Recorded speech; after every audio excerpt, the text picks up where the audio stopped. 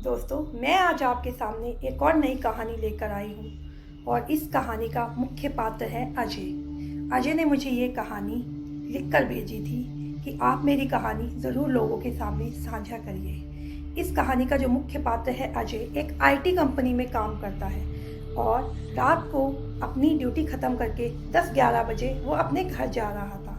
अचानक बाइक से घर जाते हुए रास्ते में उसने कुछ साधुओं को देखा।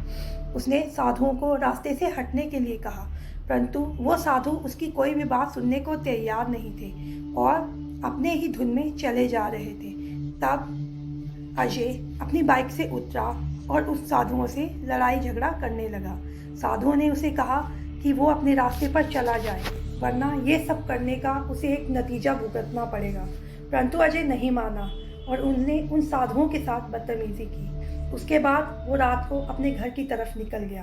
परंतु जब वो अपने घर पहुंचता है, नॉर्मल खाना खाकर अपने बिस्तर पर लेटता है, तो आधी रात के समय उसने क्या महसूस किया कि उसके बिस्तर पर 2 बच्चे खेल रहे हैं। जब उसने अपनी आंखें खोली तो सामने देखा, सच में बिस्तर पर 2 बच्चे थे।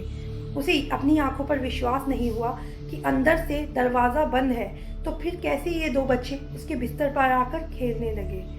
वो उन बच्चों से बात करता रहा, परंतु उन बच्चों ने उसका कोई जवाब नहीं दिया।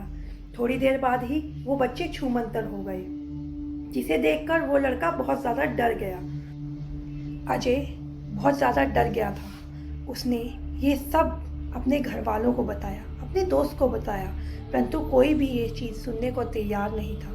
अजय जब भी इधर उधर देखता तो कभी अपनी छत पर देखता, क्योंकि उसे वो अपनी छत पर उल्टे चलते हुए दिखते या पर पंखे पर उल्टे लटके हुए दिखते।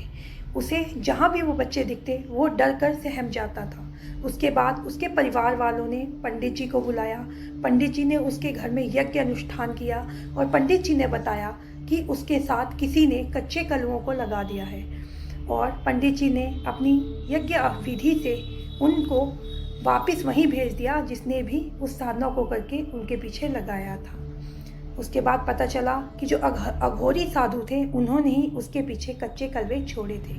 अब आप जानना चाहते होंगे कच्चे कलवे क्या होते हैं। कच्चे कलवे एक तरह की एक ऐसी भयानक साधना है जिसे करने की कभी भी हमें चेष्टा नहीं करनी चाहिए, क्योंकि ये साधना जो है सिर्फ गुरु के साथ ही सिद्ध की जा सकती है।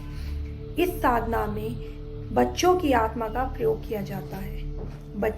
बच्चे अपनी आदत से बहुत ही हठी और ज़िद्दी होते हैं और वो इस साधना में प्रयोग किए जाते हैं। कहा जाता है कि 8 साल से छोटे बच्चों को जलाया नहीं जाता, उन्हें दफनाया जाता है।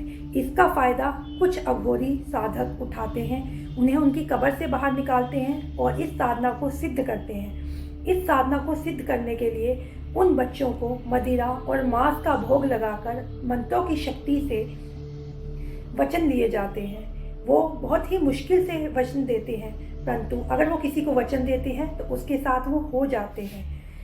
कहा जाता है जब तप हठ और योग से उन्हें कच्चा कलवा या कच्चा मसान बनाया जाता है।